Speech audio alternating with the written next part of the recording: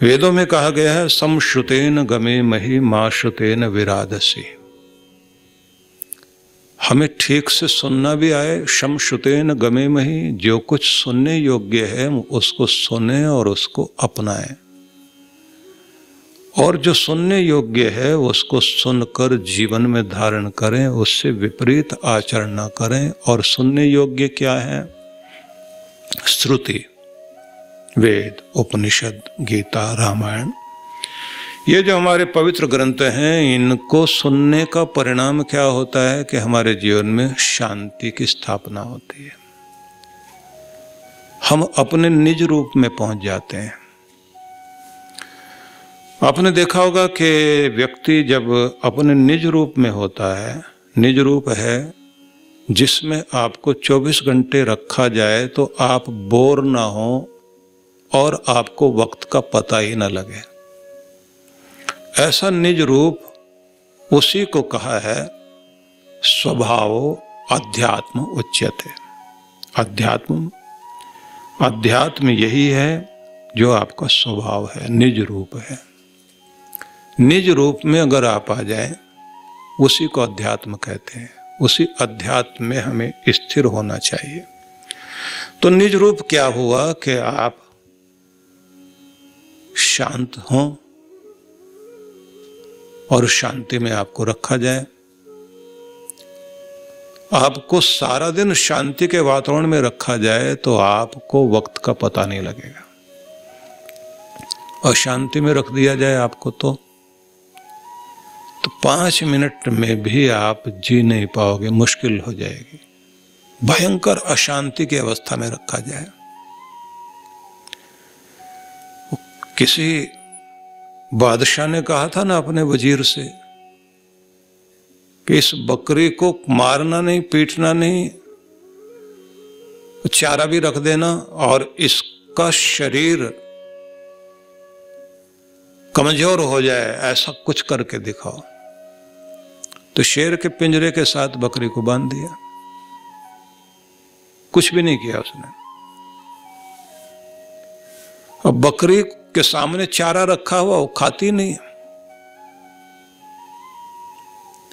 उसको कुछ भी अच्छा नहीं लग रहा। उसको हमेशा यही लगता है कि ये आएगा मुझे खा जाएगा। डर है, चिंता है, बेचैनी है, व्याकुलता है, अशांति है। उसका 1 घंटा बिताना भी मुश्किल।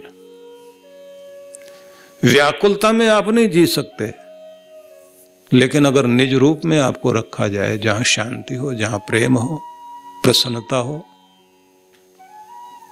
आपके अनुकूल वातावरण दिया जाए। प्रसन्नता आपका निज स्वभाव है, शांति आपका निज स्वभाव है, प्रेमपूर्ण वातावरण आपका, प्रेम है जो, वो आपका निज स्वभाव है। घृणा आपका निज स्वभाव नहीं है। क्रोध में आपको नहीं रखा जा सकता, आप जी नहीं पाओगे। क्रोध करने वाले, घृणा करने वाले चारों तरफ हो और आपको बेचैन कर रहे हो, 1 मिनट भी टिक पाना मुश्किल है, क्योंकि वो आपका स्वभाव नहीं है। पानी का स्वभाव जो है वो अपनी शीतलता का स्वभाव उसका है। कितना भी गर्म कर दीजिए, आखिर में वो बेचारा अपनी जगह पर आ जाएगा, ठंडा हो जाएगा। आपको भी अपने निज रूप में आना होता है। उस निज रूप में लाने के लिए आपको इन ग्रंथों की तरफ जाना चाहिए। इसे कहते हैं कि अपने आपे में रहो, आपे से बाहर मत जाओ। आम भाषा में बोला जाता है। अब इसके लिए मैंने शब्द दिया कि यह अध्यात्म है, मैंने कहा यह निज रूप है, लेकिन वो नहीं समझ में आता जब कहते हैं ना कि यह आपे से बाहर हो रहा था। यह आपकी भाषा में चलता है। भारत की भाषाएं बड़ी अद्भुत हैं, साधारण शब्दों में बहुत कुछ कहते हैं। कोई मर गया तो लोग कहते हैं देहांत हो गया। मरा मतलब देह का अंत हुआ, आदमी का अंत नहीं हुआ, आत्मा का अंत नहीं हुआ, उसकी देह का अंत हो गया, कहते हैं देहांत हो गया। या कहेंगे चल बसा, यहां से चला कहीं जाके बसा। ये शब्द हैं हमारे यहाँ, सामान्य भाषा में बहुत बड़ी बातें समझाई गई। तो जब आप अपने आपे में रहते हैं, आपे से बाहर मत जाओ, अपने आपे में रहो, मतलब अपने शांत रूप में रहो, अपनी प्रसन्नता में रहो, अपनी निर्भयता में रहो, अपनी निश्चिंतता में रहो, अपनी खुशी में आप जीवन जियो। जो आपका निज रूप है उसमें रहो, निर्दयी मत बनो, दया वाले बनकर रहो, सहानुभूति वाले बनकर रहो, सहयोगी बनकर रहो, सेवक बनकर रहो, प्रेम पूर्ण होकर के रहो, प्रसन्नता में रहो, प्रसन्नता को बांटो, खुद भी खिलो, दूसरों को भी खिलने दो, आशावान बनो, निराशा में मत रहो। यही तो है अपने आपे में रहना, ये निज रूप है। इस निज रूप में लाने के लिए हमारे यहाँ अनेक तरह की विधियां, अनेक तरह के प्रयोग हैं, और उसी में एक ग्रंथ है जो संवाद ग्रंथ है। उस संवाद ग्रंथ को ही हम गीता के रूप में जानते हैं, और वो एक गीत है जो कृष्ण का गीत है, कृष्ण भगवान का गीत, ये जिसको कहा गया है कि ये शास्त्र है। गीता शास्त्रमिदं पुण्यम यह पठेत प्रियत पुमान।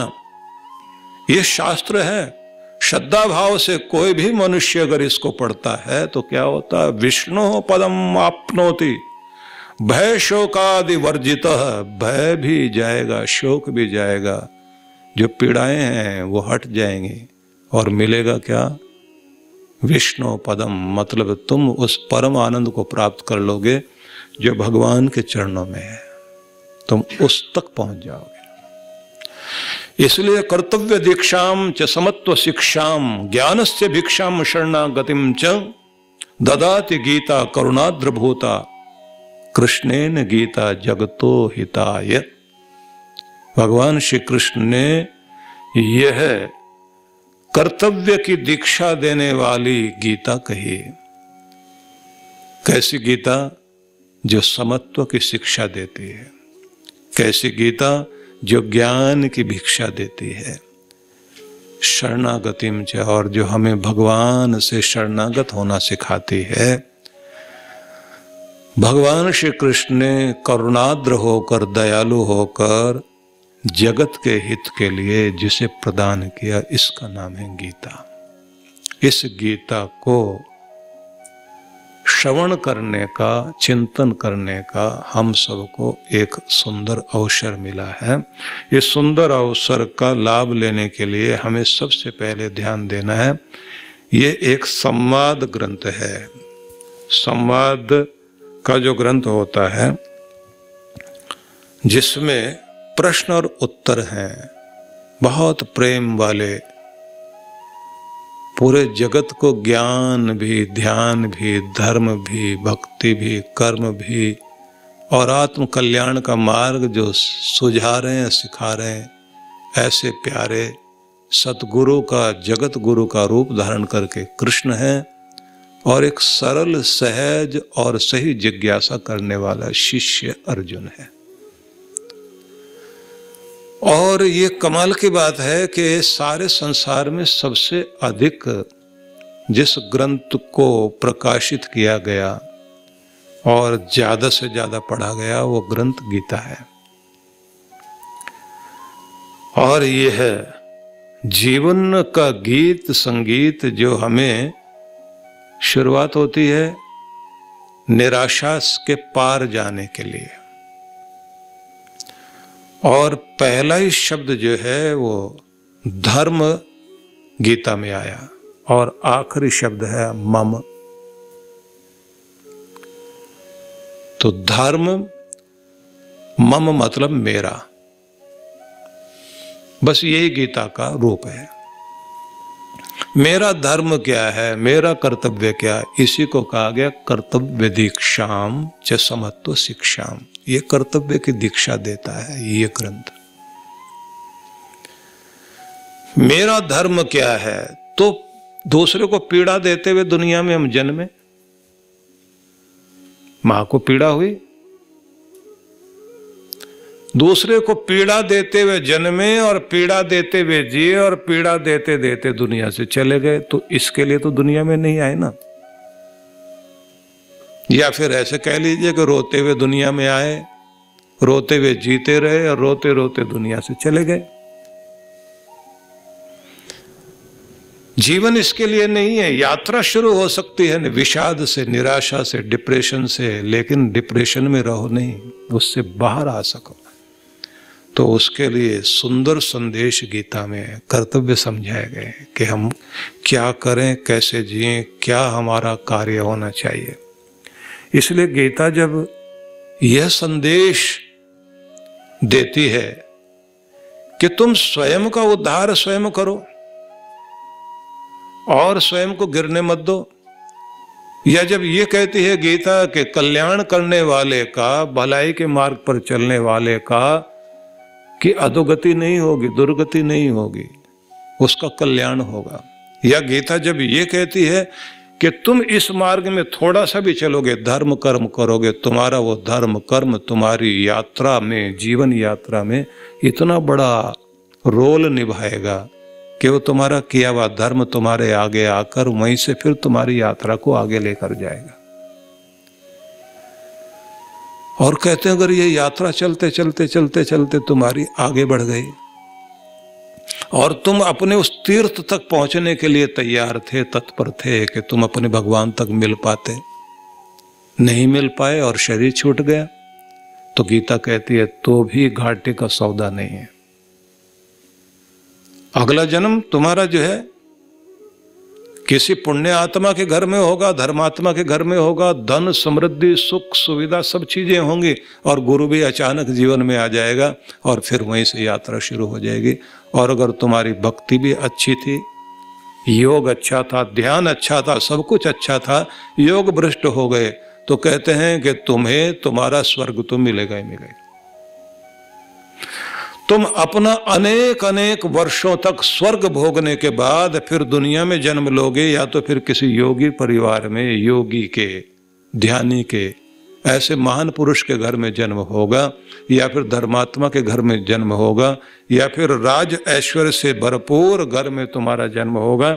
लेकिन वहीं से चलते चलते फिर यात्रा आगे बढ़ जाएगी, तुम्हारा धर्म तुम्हें आगे ईश्वर की ओर लेकर जाएगा। कि इसलिए तुम इस और पांव तो रखो, तुम्हारा कल्याण ही कल्याण है। ये गीता को आप पढ़ते जाइए और आप देखते जाइए। कृष्ण एक स्थान पर कहते हैं तुम कितने भी पापी क्यों ना हो, पापी हो, पाप कर्मी हो, कुछ भी तुम्हारे जीवन में घटा हो, लेकिन अगर तुम्हारे रुचि इधर जाग गई और तुमने कुछ भी कदम इधर रख दिए हैं और मेरी शरण में आ गए हो और मुझे तुमने चुन लिया है, बस आगे मेरा कार्य है, मैं तुम्हें सब पापों से, दुखों से छुटकारा दिलाऊंगा, ये मेरा वायदा है। तो कृष्ण वहां पर जो है वचन देते हैं।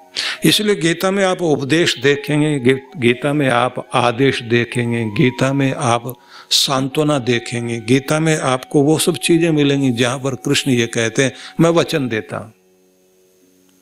अब वचन देते हुए क्या कहते हैं, योग क्षेमम वाम्य, मैं तुम्हारा योग, क्या तुम्हें मिलना चाहिए, क्या तुम्हारी जिंदगी में जुड़ना चाहिए, क्या तुम्हारे पास होना चाहिए, इसकी चिंता भी मैं करूंगा। क्षेमम, और तुम्हारे लिए क्या सुरक्षित रहना चाहिए, क्या बचना चाहिए, तुम्हें कहाँ संभलना चाहिए, कहाँ कहाँ तुम्हारी सुरक्षा होनी चाहिए, उस सब की भी चिंता मेरी है। बस तू मेरी ये शर्त मान और ये कर। गीता को आप पढ़ते जाइए तो वहां पर आपको फिर वो भी बताते हैं कि तुम्हें मेरा प्यारा होने के लिए, मेरा प्रिय पात्र होने के लिए क्या करना है, तो उसके बारे में बताते हैं। और फिर आगे चल कर के फिर ये भी बता देते हैं कि तुम एक बात का ध्यान रखना, मेरे प्यारों की एक पहचान है,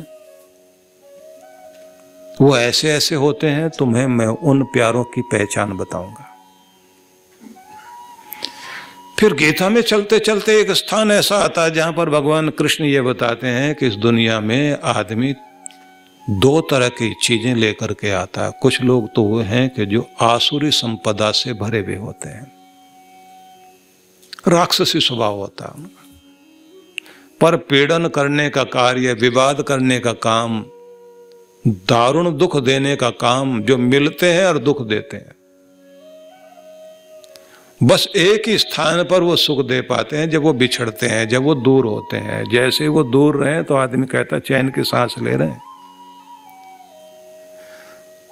तो कृष्ण भगवान ये समझाते हैं कि अलग अलग स्वभाव के लोग इस दुनिया में हैं, लेकिन तुम्हारी वास्तविक संपदा 26 तरह की है। वो 26 गुण अगर तुम्हारे जीवन में आ जाए तो तुम वो दौलतमंद हो जाते हो कि इस लोक से लेकर परलोक तक तुम्हारे पास में एक बहुत बड़ा खजाना आ जाता है। बड़ा अद्भुत ग्रंथ है ये। जैसे जैसे आप पढ़ते चले जाएंगे आपको बहुत आश्चर्य लगेगा कि कितना कितना स्पष्ट सरल ढंग से श्री कृष्ण भगवान ने गीता का ये संदेश दिया। इसलिए तो ऐसा ग्रंथ है जिस पर हाथ रख करके कोर्ट में व्यक्ति शपथ ग्रहण करता है, जिसकी कसम खाई जा सकती। भारतवर्षी लोग जो है, हिंदू समाज के लोग गौ की, गंगा की, गुरु की, गीता की कसम लेते हैं। तो कसम खाने लायक अगर कोई ग्रंथ है तो वो यही है। और जिसे कहा जाता है कि घर में अगर गीता है तो ये समझ लीजिए ये गीता नहीं है, कृष्ण भगवान है। क्योंकि वो कहते हैं मैं इसमें हूं। जहां कृष्ण भगवान की वाणी है वो ग्रंथ गीता है, और जहां उनकी वाणी वहीं तो वो मौजूद है। इसलिए गीता ग्रंथ आपके पास में है तो समझिए कि आपके पास कृष्ण कृपा है। तो आप सबको ये एक अवसर मिलेगा इस पर चिंतन करने का, मनन करने का। और यहां जैसे कहा गया है कि इस गीता को जितना जितना हम पढ़ेंगे सुनेंगे तो हमें कर्तव्य की दीक्षा मिलेगी। दीक्षा को ज्यादातर लोग जो है ट्रेनिंग अर्थ कर लेते हैं, प्रशिक्षण। लेकिन देखा जाए तो जिसके द्वारा आपके जीवन में वह अंत प्रेरणा आ जाए कि जीवन की धारा ही बदल जाए, शिक्षा हो जाना जीवन में, वो तो सीख जाना है। और जीवन में कोई चीज अपना ली जाए और वो आपको अपना बन करके हर समय आपकी शक्ति बन जाए और आपको आगे लेकर चले, वही तो दीक्षा है। तो कर्तव्य की दीक्षा इससे मिलती है। और जहां पर कहा गया है बस एक ही चीज याद रख लो, कर्मण्येवाधिकारस्ते मा फलेषु कदाचन। बस कर्म करना, यही तुम्हारे लिए महत्वपूर्ण है। यह अधिकार तुम्हें दिया गया। मनुष्य इसलिए सिर उठाकर खाता भी है, उसकी रीढ़ बनाई भी ऐसी गई है, सीधी रीढ़ ऐसे कर दी गई, इसके ऊपर गर्दन रखी गई है। पशुओं की आप देख लीजिए वो इस तरह से है, इसलिए वो गर्दन ऐसे नीचे करके खाते हैं। केवल मनुष्य की गर्दन ऊपर की तरफ है, रीढ़ ऐसे सीधी है। अपना कमाओ, अपना खाओ, सिर उठाकर जियो। क्योंकि हम लोग उभय योनि हैं, पशु पक्षी कीट पतंग ये सब भोग योनि है। तो विषय न बदले, आपको फिर वहीं लेकर चलता हूं कि कर्तव्य की दीक्षा गीता के द्वारा मिलती है और समत्व की शिक्षा मिलती है। संतुलन कैसे बनाना जीवन में। और कमाल तो यह है कि जो सच्चा ज्ञान है वह आपको गीता के द्वारा मिलता है। कबीर जब कहते हैं ना, ढाई आखर प्रेम का पढ़े सो पंडित होए, कि तुम अगर बहुत बड़े ज्ञानी हो और अगर तुम्हारे अंदर घृणा और दूसरों को ठगने की और दूसरों को चोट पहुंचाने की भावना है तो इसका मतलब अभी ज्ञान आया नहीं। ज्ञान तो तब माना जाएगा जब आपके अंदर प्रेम उतर आए। तुम मनुष्य मात्र के लिए, प्राणी मात्र के लिए कल्याण की कामना करते हो, सबके प्रति प्रेम रखते हो, पक्षपात किसी के साथ नहीं रखते हो, बस वहां से कल्याण होता। और गीता की जहां से शुरुआत हुई वहां एक व्यक्ति की जिज्ञासा से गीता की शुरुआत हुई है। और वो जो व्यक्ति हैं वो है धृतराष्ट्र। धृतराष्ट्र वह व्यक्ति है जो पक्षपाती है, जिसने यही कहा कि मेरे और पांडु पुत्रों ने क्या किया, संजय मुझे बताओ।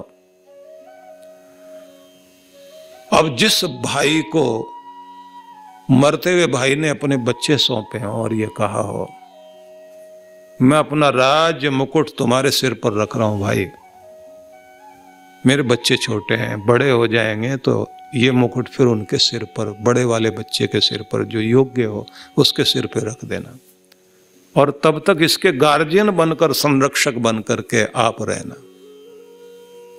और भाई ने कह भी दिया कि हाँ मैं वचन देता हूं, मैं निभाऊंगा। लेकिन मुकुट सिर पर आते ही और उसके बच्चे बड़े होते होते उसको लगने लगा कि ये तो मेरा ही है, मैं किसी को क्यों दूं।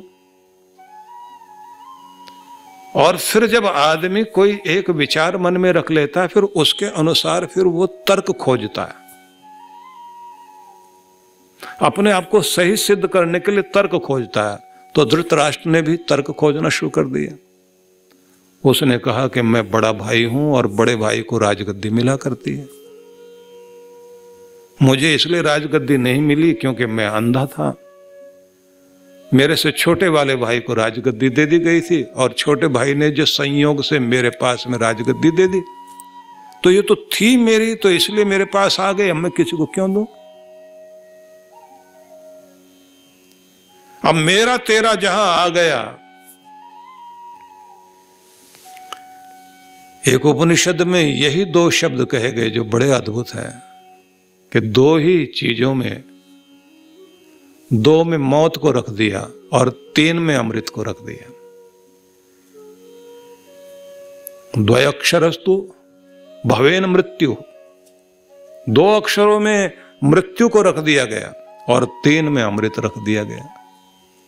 क्या वो तीन क्या है कि जब तुम कहते हो न मामा मेरा नहीं है, यहां तो अमृत है, और जहां मम मम मम मेरा मेरा मेरा मेरा बस कहा गया, वहां मौत आकर के पकड़ लेती है और कहती है सब चीजें छुड़ाऊंगी तुझसे और बार बार इसी दुनिया में गिराऊंगी और फिर इन चीजों को तुम्हें दूंगी और फिर छुड़ा लूंगी, बार बार मारूंगी तुम्हें, क्योंकि तुमने सिर्फ मेरा मेरा कहना सीखा। जिस दिन तुम ये कहोगे न मामा न मम न मामा, असनम में वसनम में जाया में बंधु वर्गश्च में इति में कुर्वाणा, जो कहता है ये मेरे बंधु है, ये मेरे वस्त्र है, ये मेरा मकान है, ये मैं हूं, ये मेरा, मैं,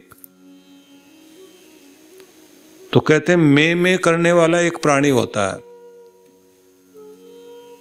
इति में कुर्वाणा, ऐसा मैं करने वाला एक प्राणी है। कौन? बकरी। कालो हंति ब्रुकोइव, जैसे एक भेड़िया बकरी को उठा के ले जाता, ऐसा काल आता है चलकर। और कमाल की बात यह है कि किसी और को हमारे बारे में पता हो ना हो, घर वालों को नहीं पता ये कहां बैठा हुआ, मौत को पता है। फौज के पहरे में बैठा हुआ है आदमी, वहीं से उठाकर लेकर जाएगी मौत। सिकंदर मरा, दुनिया को जीतने की चाह लेकर आया था और हिंदुस्तान से लौटते लौटते अफगानिस्तान के रास्ते में उसको बहुत तेज बुखार चढ़ा, मृत्यु हो गई और उसकी लाश गई उसके देश में, अलेक्जेंड्रिया में। तो जहां उसको, कहां तो सारी दुनिया की जमीन नाप रहा था बेचारा, तो समझ लीजिए कि वही 2 गज जमीन 6 फुट की भूमि, वही तो इससे आती है ना आदमी के। जो कहते हैं ना 2 गज जमीन के नीचे आदमी की राख मिट्टी चली जाती है, तो उनके यहां क्योंकि वो दफनाने की परंपरा है, तो उस मिट्टी में जाके उसको दबाया गया। लेकिन मरने से पहले उसने ये कह दिया था कि इस बात का ध्यान रखना कि जब मैं मरूं तो कुछ तरह के लोगों को मेरी अर्थी ले जाने के लिए प्रबंध करना। तो कौन कौन लोग होने चाहिए? बोले एक तो बहुत ज्यादा जो धनपति लोग हैं, शहर के जो नामी गिरामी बहुत बड़े धनपति हैं, उनको कहना मेरे अर्थी को कंधा दें। और दूसरा उन्होंने कहा कि उनको बुलाना जो बहुत बड़े भविष्य दृष्टा ज्ञानी लोग हैं, उनको बुलाना। कि तो 2 हो गए, फिर तीसरे।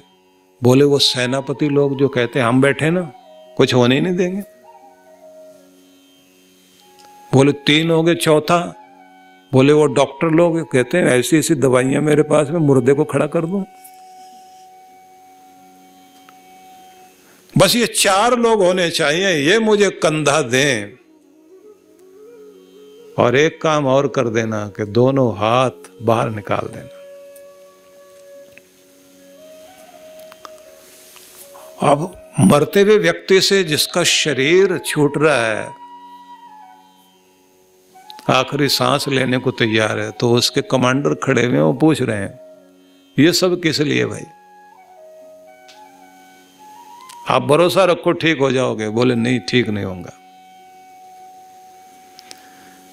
पूछा कि ये सब आप किस लिए करना चाहते हैं? कि मैं ये बताना चाहता हूं कि जो ये कहते थे ना इतना पैसा इकट्ठा कर लूं उसके बाद जीने का मजा आएगा, और कोई मार नहीं सकता मुझे। जिसके पास पैसा उसके पास तो डॉक्टर, इंजीनियर, सेनापति, बढ़िया बढ़िया अंग रक्षक, सारी दुनिया भर के वैद्य, सारी चीजें हो जाती हैं। का उन्हीं के कंधों पर चढ़ के मैं जाऊंगा कि जा रहा है दुनिया से सिकंदर, और उसके पास धन बहुत था, उसका धन उसे बचा नहीं पाया। बढ़िया बढ़िया डॉक्टर थे इसके पास में, लेकिन वो नहीं बचा पाए। उनके कंधों पर ही चढ़ करके सिकंदर दुनिया से जा रहा है। और इसके पास ऐसे ऐसे सेनापति, ऐसे ऐसे महान योद्धा जिनके सामने परिंदा भी पर नहीं मार सकता, उनके बीच से मौत उठाकर लेकर जा रहे, उन्हीं के कंधों पर जा रहा हूं मैं। और वो लोग जो भविष्य वक्ता थे, जो ये बता देते थे कि आने वाले समय को मैं बता सकता हूं, वक्त कैसा जाएगा, वो भी नहीं पता पाए। मैं उनके कंधों पर जा रहा हूं। बोले हाथ क्यों खाली करना चाहते हैं, बाहर की तरफ हाथ क्यों निकलवाना चाह रहे हैं? कि बस इसलिए दुनिया को समझा सकूं कि सारी जिंदगी दुनिया में चीजों को पकड़ने के लिए ताकत लगा दी, लेकिन हाथ में कुछ भी नहीं आया, खाली हाथ जा रहा हूं। यही है जीवन की सच्चाई। और कहते हैं कि जिस समय इसको दफना दिया गया तो सिकंदर की मां रोते रोते 3 दिन हो गए वहां बैठी थी। उसको सब समझाएं और कहें कि वापस चलो, वो जाए नहीं। वो शायरों ने अपने अपने ढंग से जो है बड़ी सारी बातें लिखी। अलेक्जेंड्रिया में जो इतिहास चलता, कहानियां चलती, बड़ी अलग अलग तरह की कहानियां चलती हैं। बस सारी ये समझ लीजिए कि 3रा दिन हो गया, बूढ़ी मार हो रही है। तेज हवा का झोंकाया, बवंडर उठा, रेत उठा, आसमान की तरफ उड़ रहा है। और एक आवाज आती है, बूढ़ी माँ तुम यहाँ किसे पुकार रही हो, किसे ढूंढ रही हो? वो कहती है मैं अपने बेटे सिकंदर को। कौन से सिकंदर को? मैं कब्रिस्तान की मिट्टी हूं, गवाह हूं सैकड़ों सालों की, सैकड़ों सालों की गवाह हूं, तो कौन से सिकंदर को ढूंढ रही है मां? बूढ़ी मां कहती है वो मेरा सिकंदर जिसकी घोड़ों की टापों से उठती थी रेत, और उसकी धूल से आसमान अट जाया करता था, और जिसके झंडे के नीचे दुनिया सिर झुकाया करती थी, जो सारी दुनिया में एक अकेला ही था। मैं अपने बेटे उस सिकंदर को ढूंढ रही हूं जिसका परचम लहराता था दुनिया में।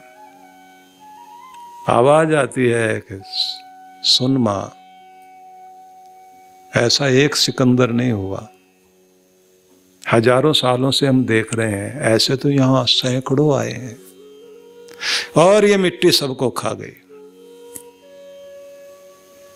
और आगे भी आएंगे, और ऐसे कोई रोने वाली मां बैठेगी। शायर ने लिखा, ऐ शमशान तेरा सन्नाटा क्यों नहीं जाता, तेरी खामोशी क्यों नहीं जाती? ऐ शमशान तेरा सन्नाटा क्यों नहीं जाता, हम अपनी जान दे दे के तुझे आबाद करते हैं, तू आबाद ही नहीं हो पाती। यही है सच्चाई जीवन की, जिसको समझ में आ जाए वो जाग गया, और जिसको नहीं समझ में आया वो लहरों में खो गया। जीवन की धारा लगातार आगे बढ़ती चली जा रही है, जीवन की यात्रा आगे बढ़ती चली जा रही है। सोचने को फुर्सत नहीं है। हर आदमी अपने आपे में ये सोचता है कि मैं भी एक सिकंदर हूं, और लोग कहते हैं ये मुकद्दर का सिकंदर है, जहां हाथ रख देता है वो चीज इसकी हो जाती है। H.G. वेल्स एक बहुत बड़े विज्ञान कथा लेखक हुए हैं, जिन्होंने लिखा कि कितने लोग दुनिया में आए होंगे और कितने चले गए होंगे। वो कहता है मैं अपना अनुमान लगाता हूं और ये कह सकता हूं कि जो दुनिया जितने टाइम से बनी है उस हिसाब से अगर देखा जाए तो एक व्यक्ति जहां कहीं भी बैठा हुआ है उसके नीचे 10 आदमियों की मिट्टी दबी हुई है, इतने मर चुके हैं। और 11वें तुम हो और 12वां तुम्हारे ऊपर बैठने के लिए वहां से चला हुआ है, पता नहीं कब आ जाए और तुम जो है नीचे चले जाओ। कि ये है सच्चाई। हम भी गुस्ताखी करेंगे जिंदगी में एक बार, हम भी गुस्ताखी करेंगे जिंदगी में एक बार। दोस्त सब पैदल चलेंगे और हम कंधों पे सवार। न जाने किसको कौन छोड़ने जाएगा और किसके कंधों पर कौन होगा, लेकिन किसी दिन देख लेना तुझे ऐसी नींद आएगी तू सोया जग न पाएगा और तुझे दुनिया जगाएगी। आवाज देंगे उठो तो सही, एक बार बोलो तो सही। यहां से यात्रा शुरू हुई, लेकिन आप जरा सोच के देखिए, धृतराष्ट्र एक ऐसा व्यक्ति है देना ही नहीं चाहता है। ये मम मम कहने से ही मृत्यु है और मौत सबको छीन लेती है, बार बार मारती है, फिर दुनिया में लेकर आती है और कहते हैं जैसे तुम कहोगे। ना मम मेरा नहीं है, तेरा ही है। और तेरा कहते कहते तेरा रूप धारण कर लूं, यही भक्ति है। तू तू करता तू भया मुझ में रही न हूं, वारी तेरे रूप पर जित देखूं तित तू। हर जगह तू ही तो नजर आता है। इसलिए श्री कृष्ण गीता की शुरुआत जहां से करते हैं, पहला शब्द धर्म है और आखिरी शब्द जो है मम है, मेरा धर्म, मेरा कर्तव्य क्या है, यही समझाया गया है। अगर आप अपनी जिंदगी का फर्ज समझना चाहते हैं तो गीता को पढ़िए। और जिस व्यक्ति के अंधे धृतराष्ट्र, मोहग्रस्त धृतराष्ट्र की जिज्ञासा से गीता शुरू होती है, उस व्यक्ति की समस्या वही थी, पक्षपात कर रहा है। आंखें ना होना एक दुर्भाग्य हो सकता है, लेकिन अंदर की आंखें जिनकी हैं, सूरदास के पास अंत प्रज्ञा थी, स्वामी विरजानंद के पास में अंत प्रज्ञा थी। एक और ऋषि हुए जिन्होंने भारत को एक बहुत बड़ा दर्शन दिया, उनको भी कहते हैं आंखें नहीं थी, लेकिन इस सारी दुनिया को देखने की एक दृष्टि दे दी उन्होंने। शुक्राचार्य के पास एक ही आंख थी, लेकिन एक आंख वाले भी जो है देवता घबराए रहते थे कि असुरों के गुरु एकाक्षी होने के बाद भी जो उनके पास में अंतर्दृष्टि है, मुर्दा को फिर से खड़ा कर ले ऐसी संजीवनी शक्ति थी उनके पास में। बहुत सारे लोग बाहर से अपंग हैं लेकिन अंदर से अपंग नहीं है, सर्वांग हैं वो, और वो सर्वांगीण उन्नति भी करते हैं। जो आदमी अंदर से मानसिक रूप से अपंग है वो नहीं उठ पाएगा।